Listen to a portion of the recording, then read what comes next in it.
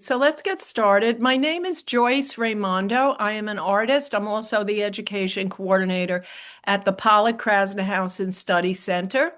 And as most of you know, we're a national landmark located in East Hampton, New York, about 100 miles east of New York City. And we are very happy to host these free virtual programs. And today I'm going to present to you the topic of the mature artist. And what I mean by that is basically, I am going to say an artist who is 65 and above. The reason I'm saying that is because in the United States, you are officially a senior citizen and eligible for benefits at the age of 65. And I turned 65 yesterday. So we're going to celebrate my birthday by seeing seriously how not only artists, but as people mature, we're going to debunk some of the negative stereotypes, and we're going to see how fruitful actually the creative process can be in an individual's older years. So before we get to the presentation, I'm going to throw out a question.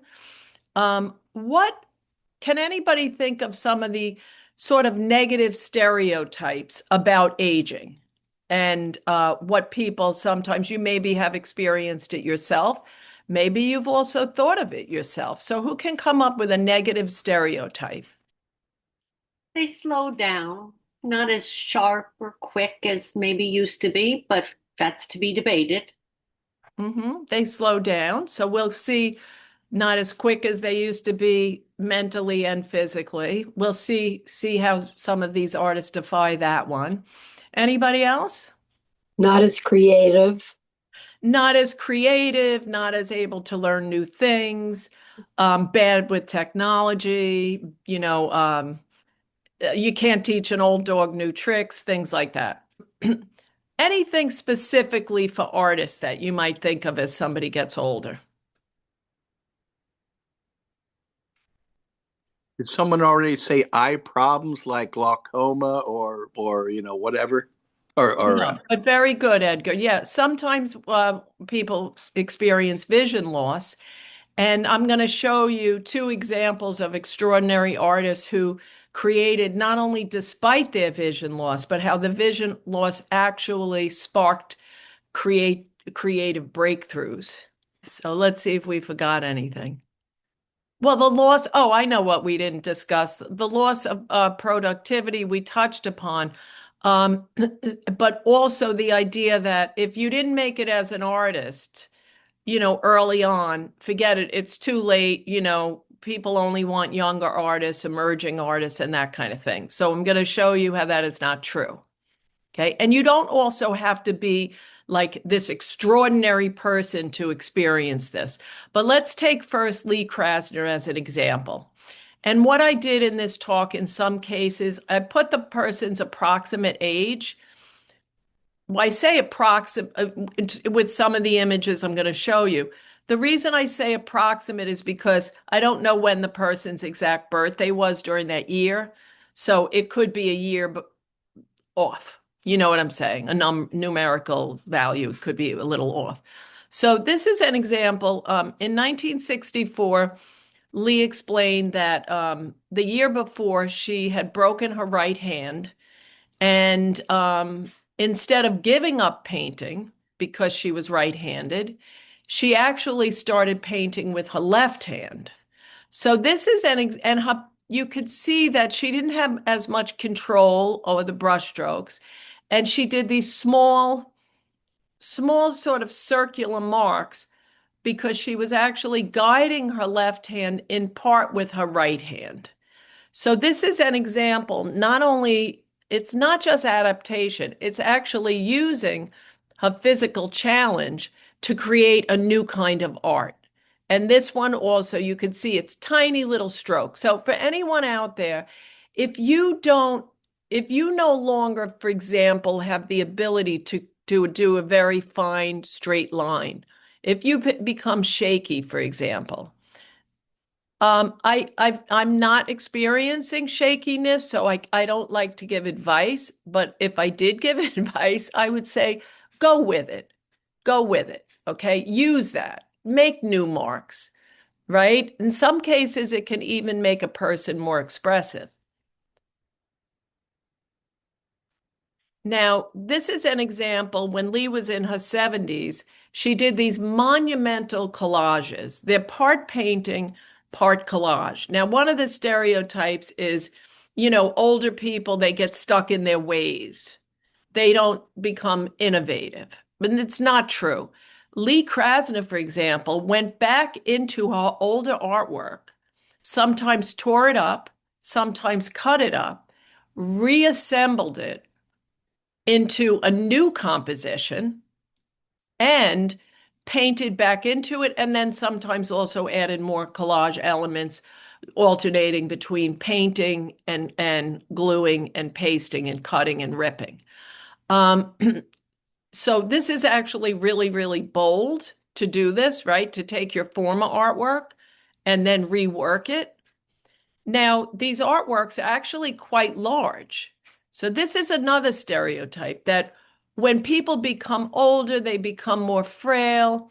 They're not going to be able to work large. After all, a person might have arthritis. How would you be able to physically work large? Well, Lee is an example. She did have arthritis and she was in pain.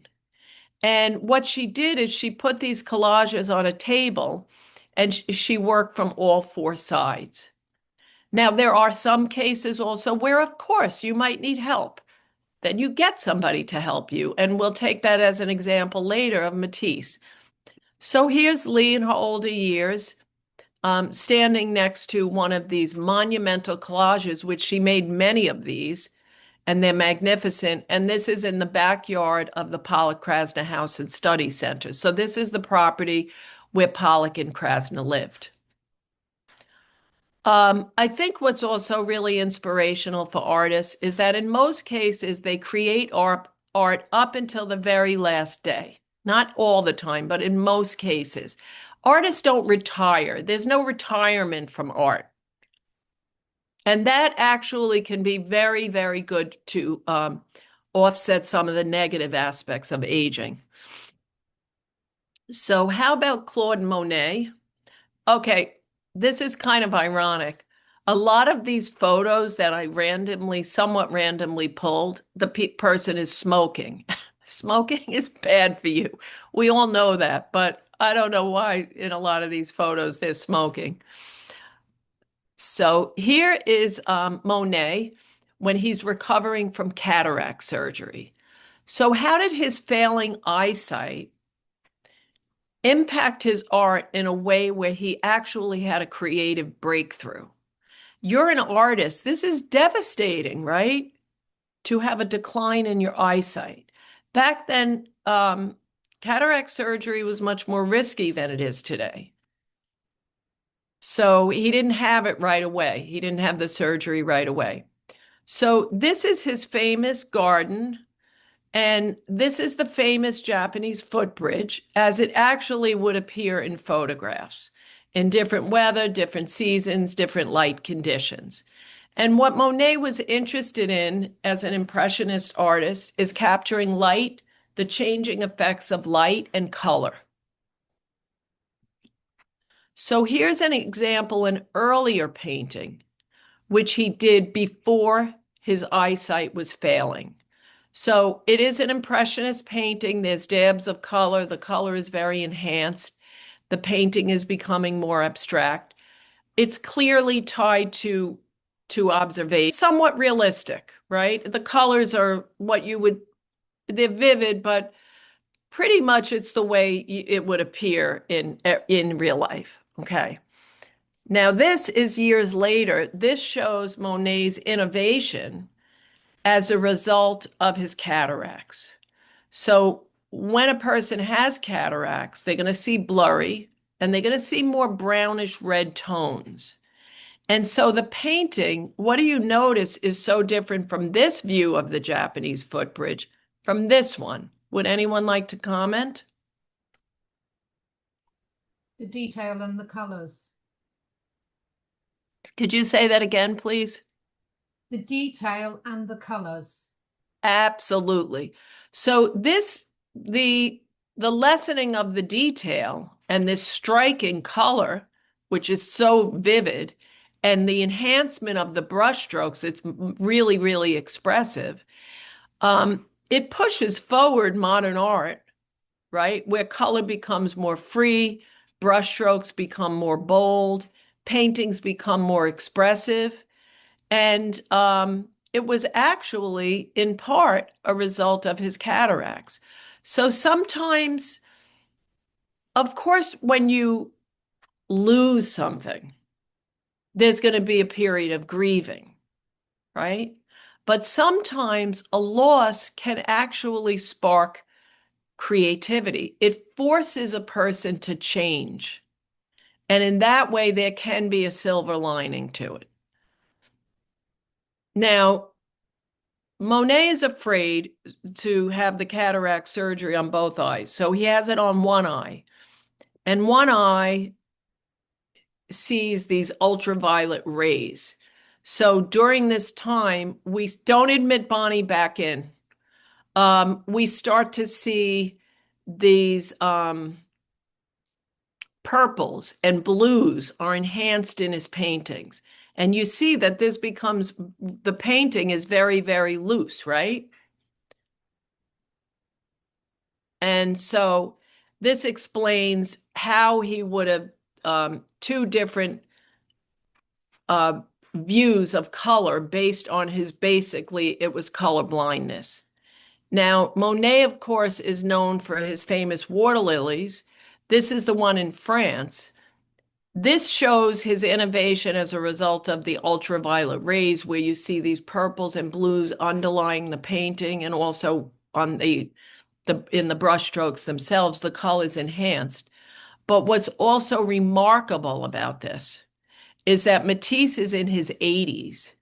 Being in your 80s in 1914 or 1926 was a lot different than it is today, right? Because of medical advances. So there's that. But also, he had lost his son and he was in a depression. And his friend encouraged him to create these water lilies. And this is huge. These canvases are huge. And so, just physically, to say that if an artist is frail, they have to work small. No, it's not true. You might have to adapt and not move your shoulder in certain ways, but there are ways that artists in their older years can work large. In fact, it can be a benefit because it keeps an artist moving. Of course, you have to do it within reason. You don't want to hurt yourself. The other remarkable thing is in terms of innovation, not only the painting surface itself, the color, the abstraction, all of that is innovation. But also the fact that it's an installation.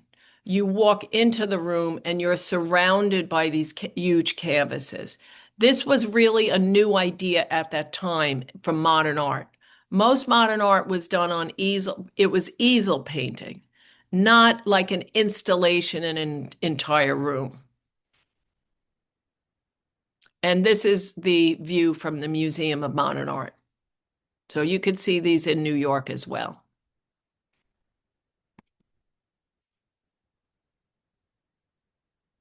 Any questions so far before we go on? Any comments?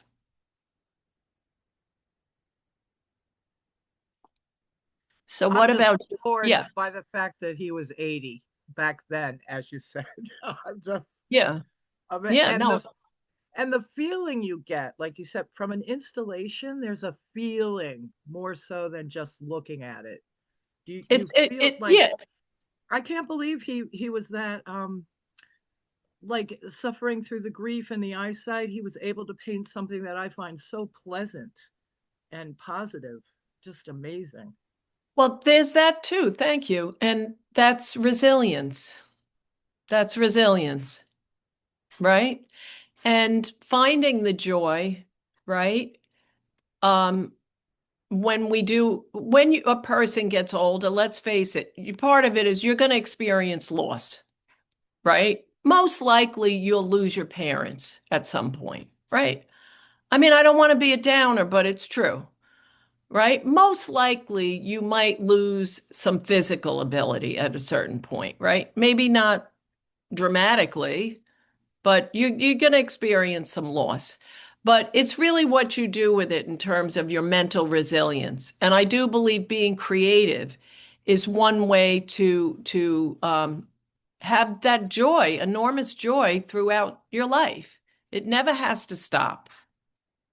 And these artists, I hope it's inspiring for me. So Georgia O'Keeffe, of course, is known for her large-scale floral paintings and other kinds of abstract works. She has a very long life into her 90s, and she loses her eyesight as a result of macular degeneration. Now, there are two incredible things that Georgia O'Keeffe does. She creates these abstract aerial views that are inspired by views of clouds that she saw from airplanes. She had never done this motif before until she was 75 years old.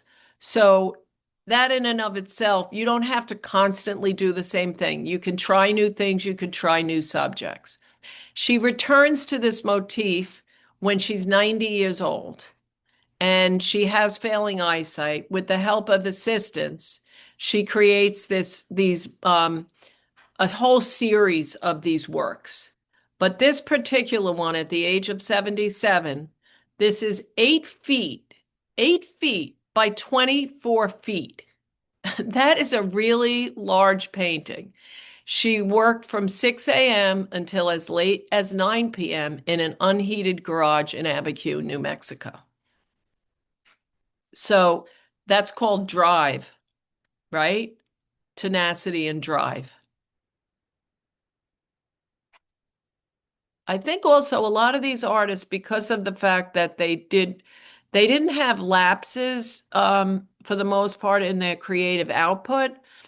I think that that's actually really helpful. Like most of these artists, they painted every day. They went into the studio every day or almost every day. So this is an example when she really did lose her eyesight. She went completely blind, and she painted from memory and imagination with the help of her assistants. And you might say, well, how does a person do that? One is you could really remember the colors. You can feel your way around the paper for spacing. And another is you can remember the pressure of the paintbrush and what it would look like if you put this much pressure on and then drag it across a paper. You could remember that the paint will trail off and eventually show the paper, for example, right? You could remember how much pigment you put onto that paintbrush and what effect that could be. It's You could Karen. also, May I say something? oh, please do, Karen, go ahead. Fill It's any. the high, I think it's the high contrast also, being visually impaired myself. I think that she did it this way because it was easier to see the paint. Good point. Sometimes also, and please do add, sometimes also if you go super, super close up to something, that could help you see it as well. But for this one, I don't know what it means when it says almost completely blind. I don't know how much vision she had at that point. But what I was going to say is someone else could also describe it to her, right? They could use language to describe what she's painting or what the painting looked like after. Anything else, Karen, you want to add, or anybody else? It's Karen about the Monet with the electric blue that he used. Um, when you get cataracts, you're not colorblind exactly, but it changes the colors that you see. And Yeah. when you think something is dirty, it's actually really clear. When you think something's foggy, it's actually really clear. It totally changes your perception of what you think you see. Oh, okay. I used the term colorblind. Maybe I used it incorrectly, so thank you. What I meant was like, let's say if I'm looking at my socks or something and I think, oh, they're such and such a color, but really they're a different color. That's what, Definitely. Oh, definitely. yeah, I didn't mean you can't see color. So maybe I used that term incorrectly. Oh, it's okay. But thank you for that clarification. Anybody else who has any comments on vision loss in art?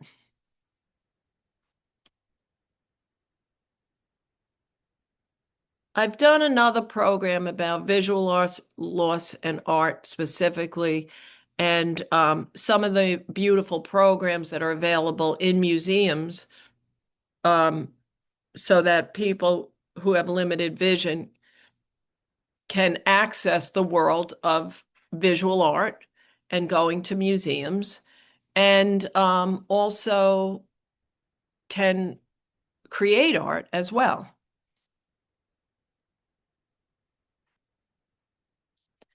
So Matisse, of course, is the iconic example of a person in his older years who has physical limitations, and this is a creative breakthrough for Matisse. So here he's shown doing his famous cutouts.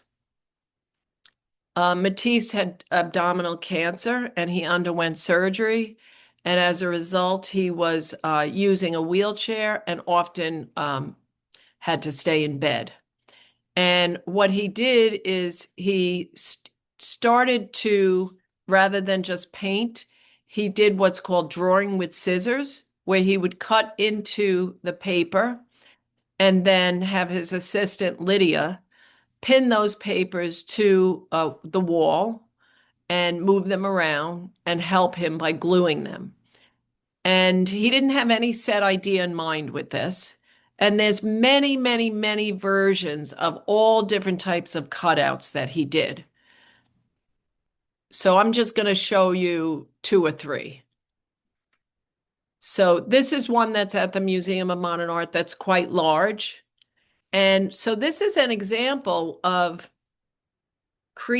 talk about creative breakthrough, right? And he actually becomes, he's known remarkably for his painting, but he's also, of course, really popular because of these cutouts.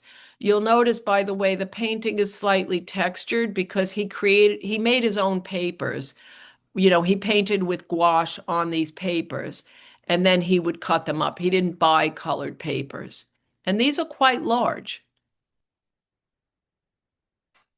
And here's an example. He says, an artist must never be a prisoner of himself, a prisoner of a style, a prisoner of a reputation, a prisoner of success. What do you think he means by that? Anyone? Maybe doing the same old thing over and over and over again can start to be a little boring. And I think it's why maybe in as I got older, I wanted to try new things and to spark that creativity to do something. So being confined or labeled or like this is the way you do it, I think sometimes we have to break free. Mm-hmm. Very good, Veronica. Anybody else? Yes. I think he's saying that you have to be willing to reinvent yourself. It's a Mhm. constant process. Mhm. It's a reincarnation of your soul, of your ability, of your art, whatever it might be. Anybody else? You're as free as that you will allow your imagination to let you be free. Mm-hmm. Very good. And you use the word free because he uses the opposite, right? Don't be a prisoner. Does somebody want to read what Rosemary wrote in the chat? Because I can't see the chat. Can somebody read that?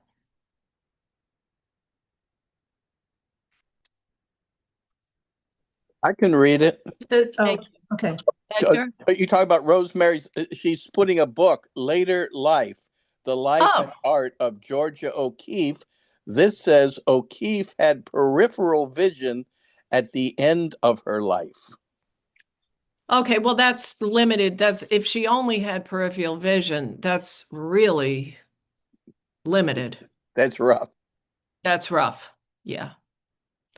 But thank you for that, Rosemary. And I think it's interesting in this quote too. He says, a prisoner of reputation and success, because this is tough.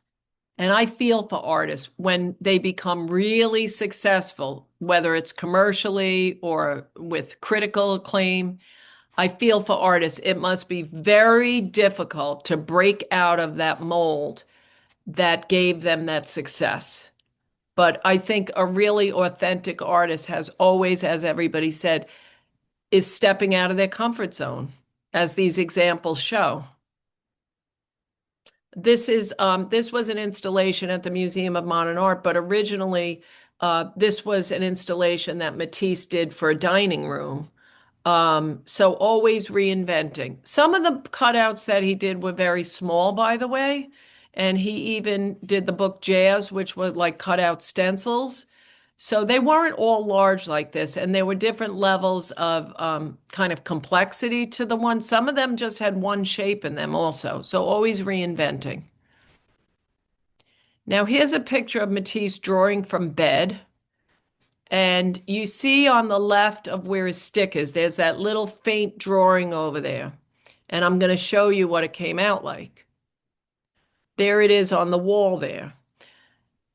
At the age of 77, Matisse began designing the chapel in Vence, France.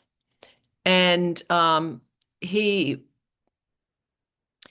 got this assignment through a Dominican nun who he was very close with. And Matisse wasn't religious, but he designed every aspect of this chapel.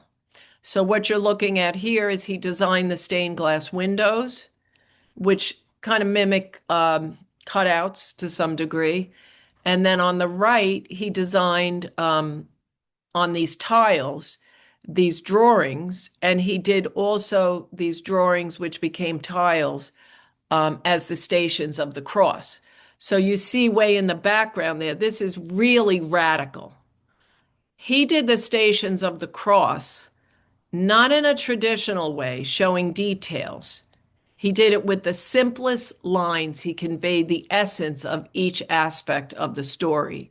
You see on the left, mother and child, right? Stripping away all detail to get to the essence. Innovation.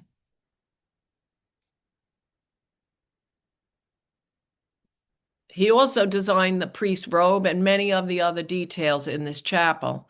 And Matisse, at the end of his life, he said this was the crowning achievement of his life, even though he was an atheist. And if you ever have a chance to get there, I was so happy that I actually did get to go here in person. It's remarkable. It's just so beautiful.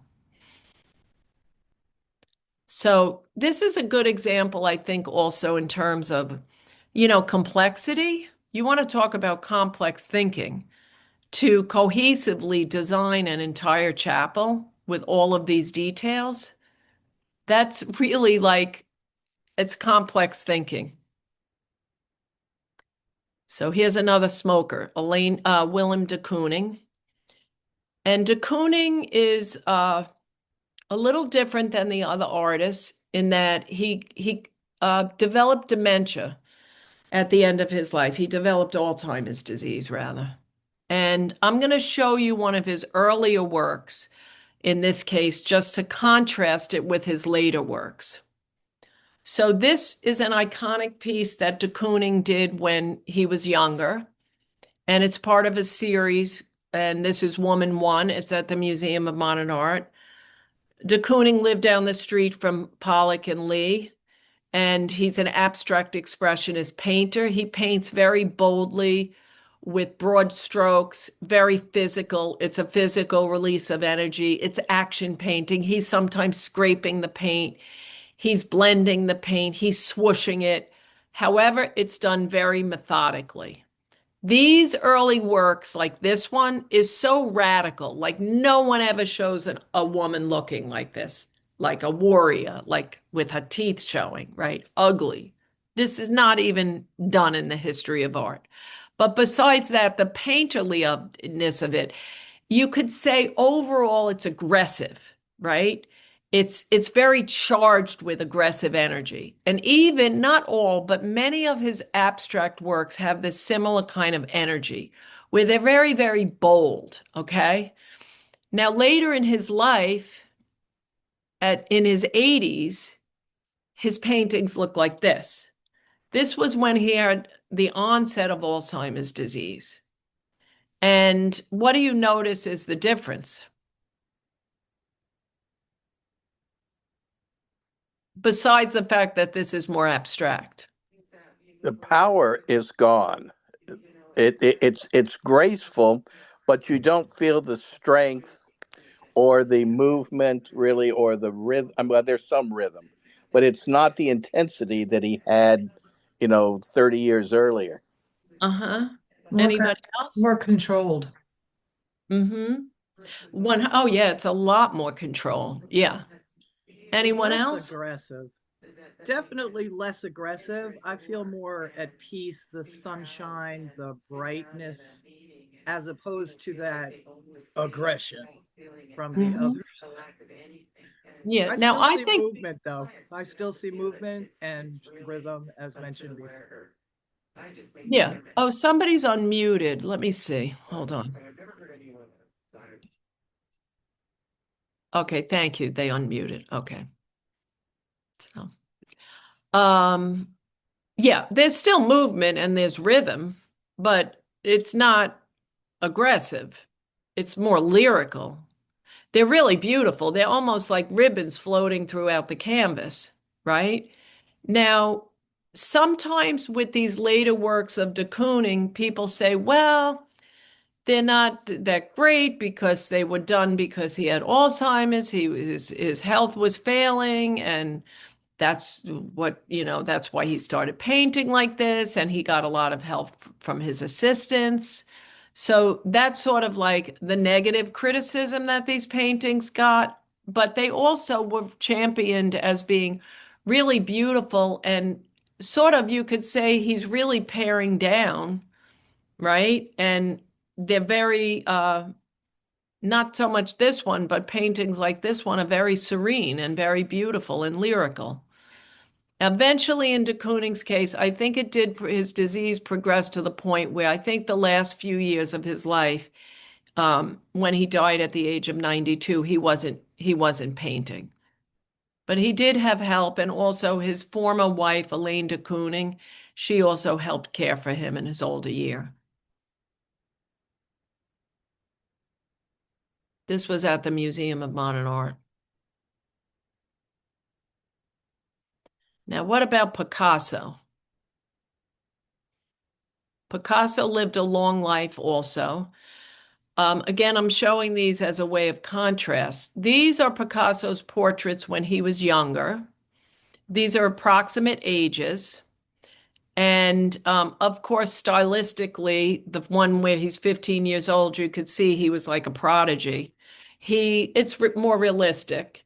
And increasingly, as time goes on, Picasso becomes more expressive, like you could see at the age of 18, still kind of realistic. And I could show you other self-portraits in between these and the next one I'm going to show you, but that's not really the focus of the talk. So this is when he's 83 years old. And let's see, as in his older years, how inventive Picasso is. Okay, this is Cubism. Now, he had done Cubism before, but you could see how inventive the portrait is, where he has the eye, one eye is looking forward, the other eye is looking to the side. The nose sort of could be suggested in multiple places, profile and frontal. It's as if the head is moving. The hand even is twisting, right? It's monochromatic for the most part. It's very painterly. It's also playful. Okay, this is at 90 years old. So Picasso is definitely not an artist who is stuck in his ways, right? Reinventing. These are some of his final works in terms of self-portraits when he was 90 years old, made a year before his death. And this is the one that is the most famous, Self-Portrait Facing Death. He was 90 years old 1 year before his death. Now, what do you make of this self-portrait? What does it express to you, or what do you see here? Anybody? Guilt, I would say. Say that again. Guilt, I think. And what makes you say that? Well, he's got red behind him, and considering like how he had treated some of his models and like violent behavior, I don't know, looks kind of guilty. Oh, okay. Anybody else? Um, yeah. I think it's aged. But it, he's just connected with the age Yeah, in what makes you this. say that? Um, it just looks older than the others Yeah, to well, me. for one thing, the face is like sunken in, Yeah. right? It also could look almost like a skeleton. It could He's also look also kind of, yeah, go ahead. he's looking at us. He's facing death after coming from the cubism where we're all skewed. He's looking at us. This is the Straight on. nose is where it's supposed to be. The eyes, they may be different and a little obscure, but this is a frontal face on, I'm facing death look. And he's like, it looks to me like he's ready for it, but he's not ready for it. Right. I agree with that. I see asymmetry there, expressing multiple emotion, uh, transitioning from youth or a younger age into the more grotesque on the left hand of the portrait. But there's definitely asymmetry looking back, looking forward. Oh, yeah. Well, the eyes themselves are asymmetrical, and you're Yeah. right. One And recedes. the eyebrows as well. Mhm. It's a remarkable portrait, and Yeah. this particular one was made 1 year before his death. In Picasso's lifetime, an estimate is that he made 50,000 works of art, which of course were in every medium, from printmaking, ceramics, sculpture, painting. And he worked up until the day he died painting hours before his death. You know, I really found inspiration researching this because, of course, first when I was like, oh my God, I can't believe I'm in my 60s. Oh my God, how did this happen? And, I was a little bit like, oh, when I get older, oh, I'm afraid, like, what if I become more helpless, blah, blah, blah. And then when I looked at all these artists, this is just my own personal story. I was like, oh my God, I'm so excited. I get to make art for the rest of my life up until the day I die. Now I'm happy. That's all I want to do. So Yayoi Kusama, we've discussed her before. She's still alive and she's painting in outside of Tokyo in Japan in a facility which is a facility for people with mental health issues. We're not going to go into every detail of Kusama's life, but Yayoi Kusama is best known for painting dots. And when she was younger, she had a psychotic break when she was an older child. And she hallucinated seeing these dots everywhere. And she had a very difficult childhood. She suffered from abuse, where her mother would make her spy on her father as he was having infidelity. And so she really had a lot of trauma in her life. She also came to the United States as a Japanese woman in the 50s, and it was really hard for her to get the success that she really deserved as an artist. But we're not going to go into her whole career because she did performance art, she did painting, she did every kind of art form you can imagine. But for the sake of her, in her older years, one of the things she focused on, which she had done before, but she designed a lot of these immersive environments where you go into the room and you can experience sort of what it's like to be surrounded by all these dots. This is just one example. She designed this when she was 82 years old, and these are blow up forms that she has, inflated forms here. This is the infinity mirrored room, which she did many of these. But this particular one in 2013, it was really inventive in that there was water on the floor, which would enhance the reflections. So always coming up with new ideas. And you could go into this installation, and usually because she became so popular, the time in there is limited. There's usually a line. These are all sorts of sculptures that she designed on the pumpkin theme in her later years. And as you can see, some of them are very, very large, and they're often installed outdoors. She also painted a lot of pumpkins throughout her life, and she's inspired by themes of nature, which she creates in this very playful way, and often with this dot motif. Now, Yayoi Kusama, from the facility that she's in, she made this series of paintings called My Internal Soul. She also created sculptures. And these paintings, originally, she had a goal to produce 100 works on canvas over an 18-month period when she was 80 years old. Now, I want to repeat that 100 paintings in a year and a half. That's a lot of paintings. And she does all of this repetition of these little marks, these little dots, these little patterns. She does it all herself. She's in that studio. She paints every day. And that project expanded into a monumental project of 800 to 900 paintings created over a decade. Pretty remarkable.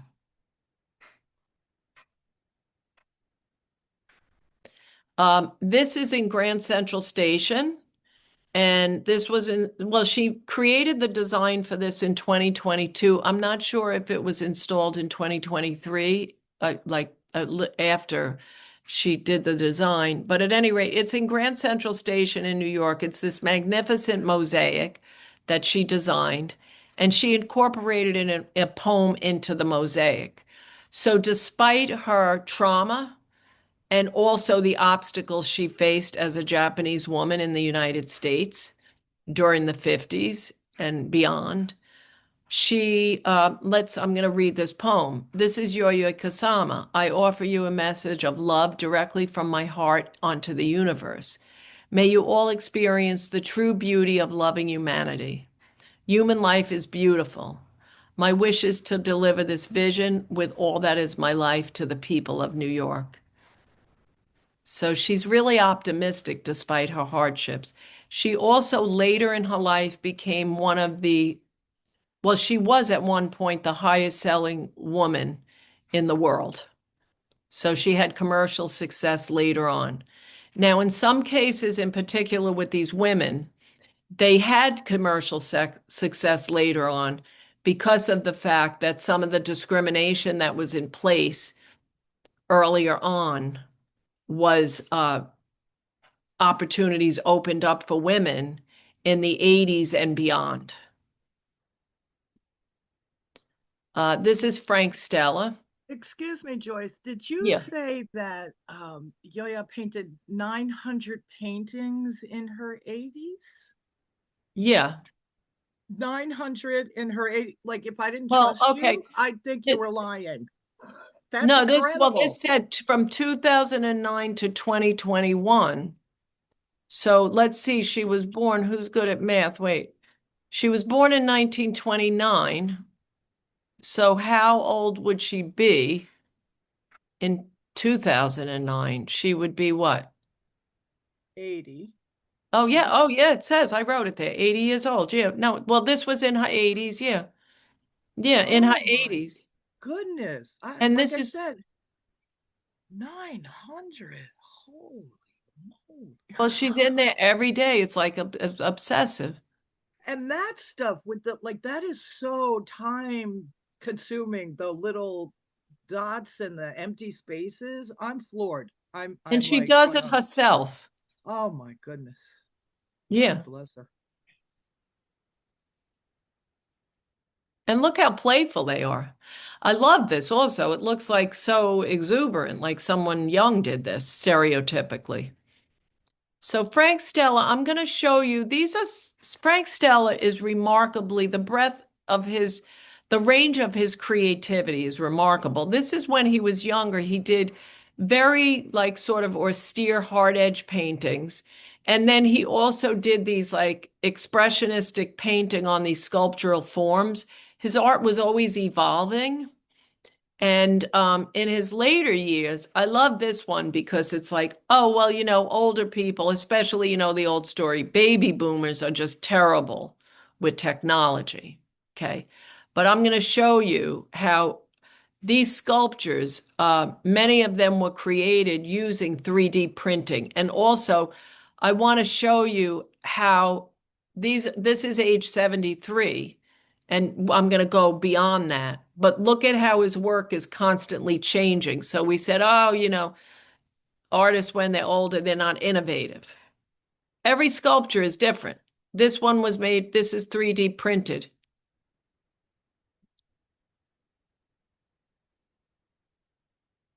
Always changing, always innovating.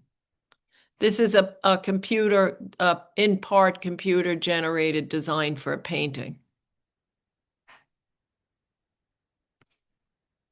So the whole idea with technology, sometimes if you have a hard time with technology, then you get somebody to help you. But I wouldn't say just blanketly, I'm not going to use technology, or I can't use technology, because you can learn new things at any age. You just might need somebody to teach you little at a time. And you might be really good at it. So this is David Hockney, again, a smoker. This is his self-portrait. And in his older years, he made a series of digital paintings on an iPad. And he continued to innovate with technology. And there's many, many of these iPad drawings, so I'm just going to show you a few of them to show you range. This one is more realistic. His colors are magnificent. This is more abstract. And this is a piece that he did on an iPad, which he then printed the 6 sheets and combined them to make this larger work. This was at age 74. Excuse me, I'm going to be right back. Something is buzzing in my house. Hold on.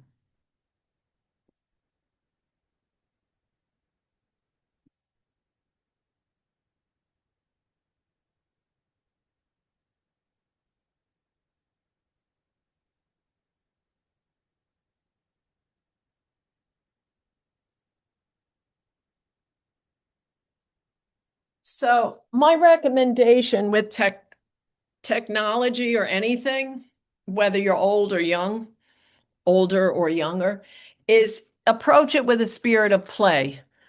Fool around with it. See what some of these tools can do, even on your phone. Fool around with it and then see where it leads you, right? You take that out. If you're trying a new medium in art in general, painting, sculpture, play around with it, experiment, right? Be like a child. What can I do with this? And then your skills can develop from there. Joyce, it's kind of just a sighted question. What is that bright spot in the painting? It's a really good question. It's a rectangle. It's somewhat of a long rectangle, but it's a little more narrow on the left side. And it has white in the center, and then it has red-orange line on the top with some little orange strokes in the middle. And I have no idea what it is. Does anybody know what that is? Not fire, is it? No. No, but it seems to be inviting you to walk on that path into the woods. Isn't that sunlight in the back? Am I not seeing this right? No, that white-orange thing right in the bottom panel. I think it's sunlight too. I think it's sunlight. I do too. I think it's exaggerated sunlight. Yeah. Yeah, it's a clearing with more sun. Thank Right. you. Sorry to interrupt. Good question, Karen. It's a little mysterious because if it is part of the ground, it's not visually in perspective. It doesn't seem to be going back into the distance. It sort of pops forward visually. So it's a little bit of a mystery, but very good question there. Sorry to interrupt. Oh, sorry, I have no idea what it is. But I hope I And gave you that's okay. It's like I feel like as people get older, I mean, how old was he then? 74. You see, I feel like as people get older, sometimes in their painting, things are kind of like indescript. We don't know what they meant. Well, also when they're younger, that's true too. And Uh, at the end, we'll circle back and I'm going to actually highlight some of the advantages of getting older and cool. how it could actually help your creativity. All But in right. general, it's this idea, Karen, that in art, when you look at modern art, it's sometimes ambiguous. It's not really clear. It's like there's a level of looking, of describing, like I just described to you what that was to the best of my ability, right? I told you it's a rectangle. I told you there's orange. That's factual. But what it is in terms of interpretation, what it means, it's not clear.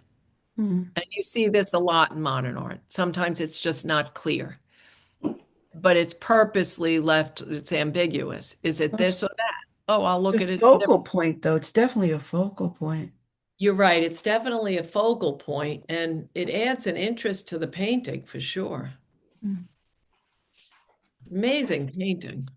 David Hockney's paintings, also the ones that are done traditional, are beautiful. So here's Alma Thomas. We've talked about her before. She's a Black American artist working in the Washington, D.C. area. Alma Thomas was a school teacher, an art teacher. And after she retired at the age of about 68 or 69, she became a full-time artist. And at the age of 81, she was the first African American woman to have a solo exhibition at the Whitney Museum of American Art. So if you think it's too late for me to have a career, think again. Okay. If you think, well, I spent my whole life at that job, now I'm retired, too bad. No, no, no, don't give me too bad, whatever. You go on and you do whatever you want. You might have your whole life ahead of you. You might have another 30, 40 years, right? So, Alma Thomas's work is purchased by the Obamas and is in the permanent collection of the White House.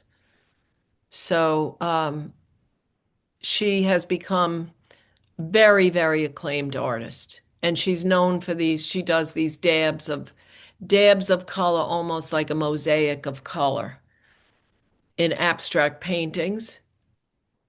And sometimes her paintings might relay nature. She calls this fantastic sunset, but not in a observational, like realistic way. This one is inspired by azaleas. So Alma Thomas has this lifelong love of nature and color. This is also an example as a Black American woman. She would have had a really hard time having a career when she was younger. So this is an example of how doors opened up for her also because of the fact that museums and galleries started to change in terms of gender discrimination and racism. And that's also the case with Carmen Herrera. Carmen Herrera, it was born in Cuba and comes to New York to study. She lived a long life, as you could see, well into her 100s. And she made this painting when she was 103. What do you think of that? Now, how did she make this painting? She did at that point have assistants. She also used tape, as we discussed, for hard edge painting to get clean edges and rulers. And she said one of the reasons she could continue to work is the fact that she worked every single day, every day. And she credits that with her ability to continuing to paint and have some control and also design. So she didn't gain recognition until her 80s, and despite the decades of her work. And at the age of 89, she sold her first painting. So you want to talk about not giving up? When she was younger, she was told that basically you're a woman and you're a Latin woman. So even if like the gallery said, like, even if I wanted to represent you, I can't. So it was sometimes even overt discrimination. And today she's in major museums like the Whitney Museum, the Museum of Modern Art, and she also has gallery representation. So she also became a financial success. And this is a painting was in the East Wing of the White House. She said, being ignored is a form of freedom. I felt liberated from having to constantly please anyone. What do you think she meant by that? She could do what moved her and not what the buying public demanded of her. Yeah, so in that sense, she had the freedom. She also designed sculptures, and there are other geometric sculptures that she designed. Originally, she did sketches for the sculptures in the 60s and 70s, but they weren't realized until later on in her life when she was like 104 years old.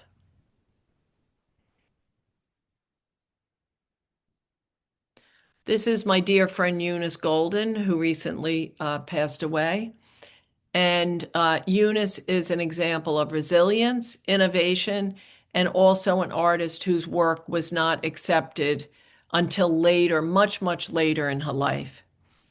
Eunice started off in the 70s and 80s painting the male nude, and she was a feminist artist. So a lot of her work, she depicted her sexuality as a heterosexual woman, her desire for the male, and a lot of her work is very groundbreaking because she also painted many images of the male penis. So it was not readily accepted. And in fact, Eunice said it was actually censored in the sense that it wasn't, she got like critical acclaim, but it wasn't purchased by museums or shown in museums and things like that. So I was good friends with Eunice, and I would always say, don't give up, Eunice. Your day is coming. Your day is coming.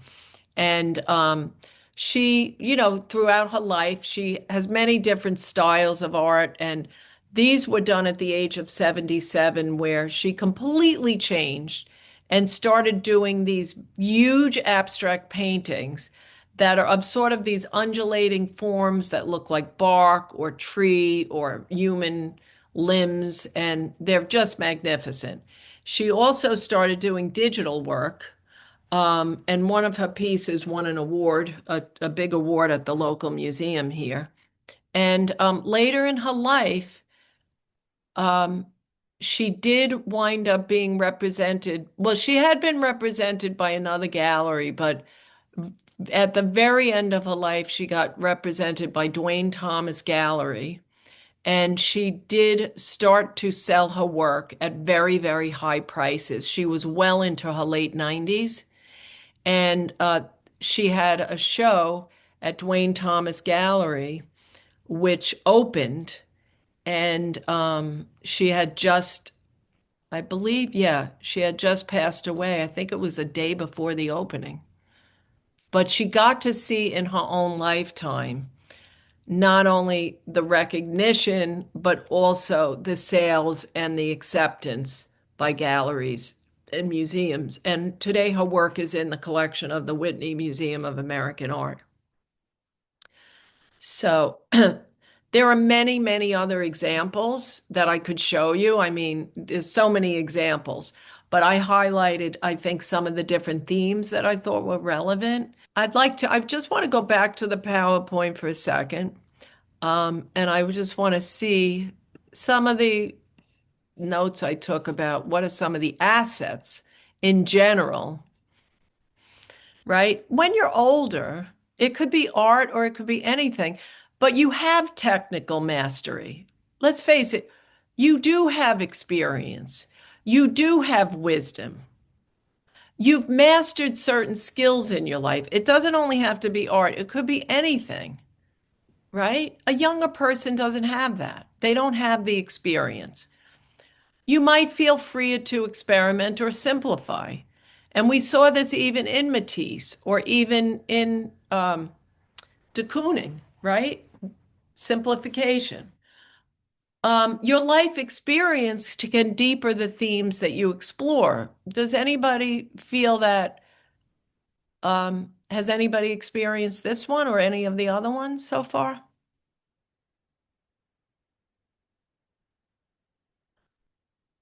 I've definitely myself have experienced this, the life experience deepen the themes I explore.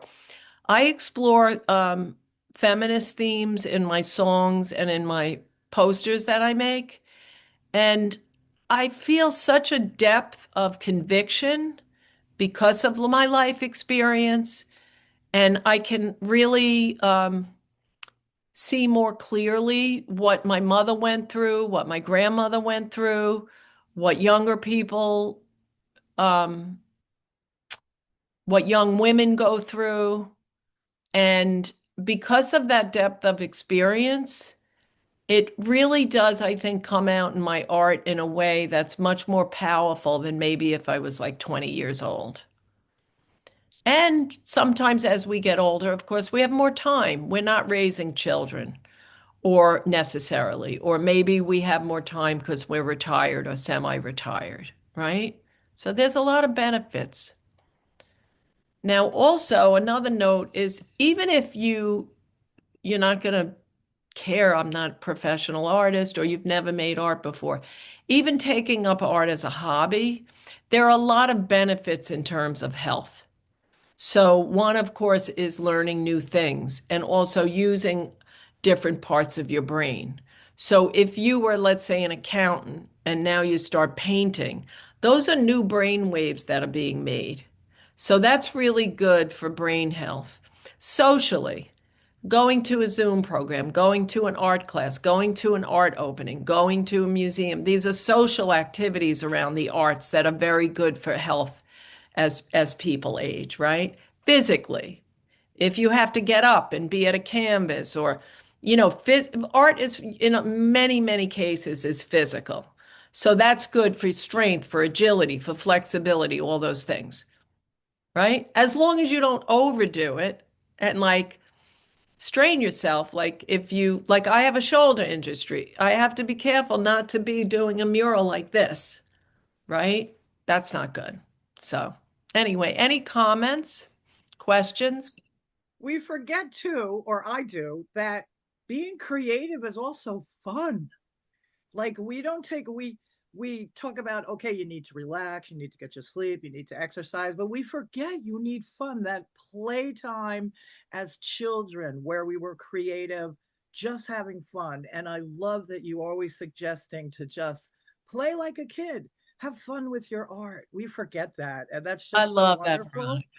And the older I get, the more I realize, hey, where's the fun in my life? And I look for it. And you have helped me to see that with the art. Thank you. And I forgot to say that one actually. So thank you, Veronica. Yeah, it helps you with the fun and the flow. It gets you in the flow. So that's really good. And in that sense, it helps you relax, which is really healthy. This was great. Thank you so much. Happy birthday. Have a wonderful day. Thank Thank you. you.